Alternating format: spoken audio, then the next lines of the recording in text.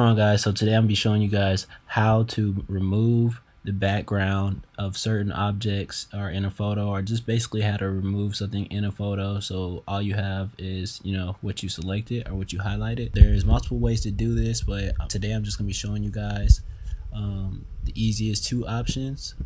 Recently they just added a new tool inside Photoshop called the object selection tool.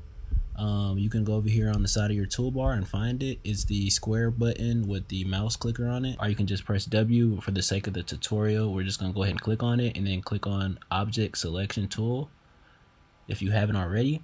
And you guys also want to make sure that the layer is highlighted that you are trying to cut out or work on for your image. And for this one, we're just going to use the new tool and drag a box all the way over the object that we want, the object, person, or whatever it is in your photo, and let go. And as you can see, it's maxed everything out for us right here almost perfectly. If we zoom in a little bit, we see it's a little bit just off just a tad, but it's okay that it's off just a tad. Just for the tutorial, we're just showing you guys something real quick. I also show you guys how to fix that though when I do the second step. But what you want to do is just come over here and you want to click this right here, this max tool next to FX, add layer mask, and boom, now the background is gone. For you guys who might not want a white background, you guys want a full PNG of your image that you have selected or created, you can actually go to your first layer and hit delete. So now when you save this is a PNG file. Everything in the background is going to be invisible. It's only going to show this in case you want to use it for a thumbnail. I'm actually going to back out. I'm going to undo what we just did. And we're going to go ahead and go back to the same tool, but this time we're going to pick a different one. We're going to pick the quick selection tool. So let me go ahead and undo that. We're going to go to the quick selection tool. The quick selection tool is what a lot of people used before. When you have your quick selection tool, I'm going to zoom in for you guys. You just want to go ahead and pick everything that you want maxed. So we're going to do the same thing we did that time, but instead of dragging and dropping over the whole object or image or person in your photo, you're going to kind of just push everything around until it fills up what you want. As you can see, it's catching some stuff I don't want, so I'm going to hold Option and click at the same time to delete the stuff that is unwanted, that I don't want masked.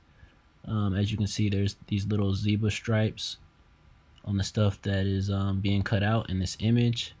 So you guys definitely want to make sure that you keep your eye on those and get everything. Sometimes there's little dots left and they will get cut out. So we're going to go back here and holding our mouse button, fix that with the holding Option, holding our mouse button again, and fix in between, right here in between his legs.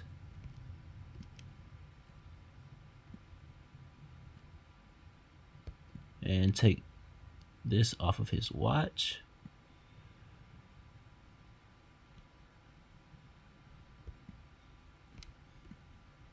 And boom, there we have it. And then we're going to press the same thing we pressed last time, add layer mask, and boom. Now as you can see, I have some of the stuff right here. Like I said, if you don't get everything with this one, it actually it actually comes out in the image. So we're going to go ahead and go back and just make sure we got everything maxed on that side and mask it one more time. And yeah guys, that's how you do it. If you guys have any more further questions, just let me know. Feather in and out to get just a little bit better. The more you feather in is the less of the background, so it's going to make it look a little bit more crispy if you guys don't want it looking all fuzzy. Some people want that fuzzy effect on the background of their person, so you can just add a little feathering to it. The more feathering, the more of the whole image that you'll be able to see. But I appreciate you guys. If you guys have any more questions, just let me know. I try to do this tutorial as quick as possible.